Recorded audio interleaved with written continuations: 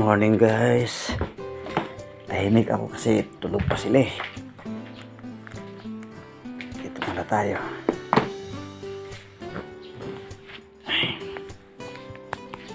Ayan o. Maaga tayo ngayon. Mga 6 na yata. Antok pa ako. Init tayo tubig. Daming hugasan ah.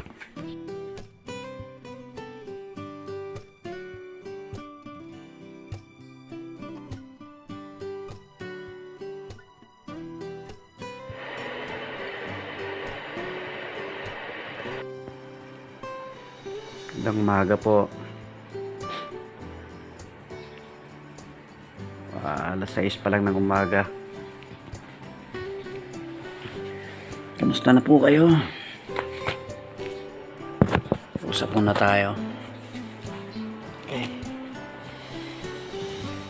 Itong medyo daw nakapag gawa ng vlog nung isang araw. Dahil medyo busy ng konti po. Kamusta na po lahat? Kamusta po kayo lahat? Maraming salamat na po pala sa sa mga nag-subscribe sa YouTube channel ko guys. Mga ma'am sir, thank you so much po. Nasa 536 na po ako yung YouTube channel natin. Naramdaman ko po na marami pong nanonood sa mga ginagawa ko.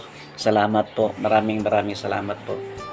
At saka I would like to take this opportunity nga pala that one time nasa inasal po ako. Sa mga inasal, kumakain po ako dito sa SM. Habang kumakain ako, ang daming tao eh. So, buti nakakuha ko isang upuan. And then, yun na, dumating yung order ko. Habang kumakain, may isa pong lalaking lumapit sa akin. At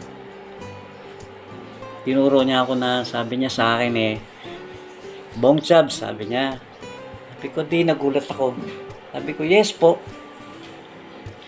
Sabi niya, subscriber kita. Sabi niya, oh. Wow, hindi ko po makapaniwala na sa laki ng Bacolod City, sa laki ng SM na to, may isa pong tao na nakakilala sa akin. Overwhelmed po ako, tsaka grabe hindi ako makapaniwala na may isa palang tao na nanonood sa akin. So sir, thank you so much po sa inyo. At kung alam niyo lang po na yung kaligayahan ko na para bang yung mga may sinimulan ko tong vlog na to, meron na po palang nakakilala sa akin. Isa po kayo doon. Salamat po sa inyo sir. Sana po magkita ulit po tayo at magka-chat po tayo. At hindi ko lang nakuha yung kanyang FB page kasi paalis na rin siya, tapos ako naman kumakain pa that time. Thank you so much po talaga. Maraming salamat po. Ganito pala yung feeling na hindi mo inaasahan na may makakilala sa iyo.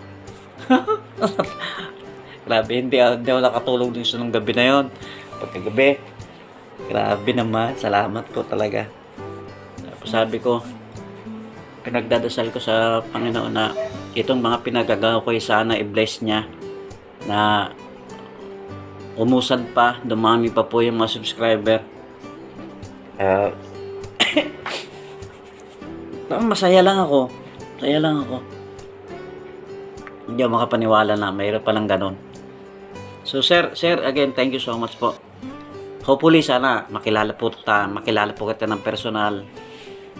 At dyan lang naman po ako, pikot-ikot lang naman po ako dyan. Minsan nasa 888 kasi magpupunta ako kay Tutong sa Tutong's Delicacies. Kung nakikita nyo po yung mga vlog ko sa mga short videos, yun yung pesto niya. Doon ako nakatambay. Minsan nandyan ako sa city, sa Bay Plaza. paikot-ikot.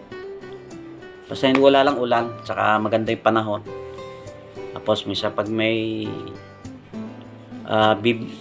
gustong bibilin sa SM, yan lang, paikot-ikot lang po ako doon.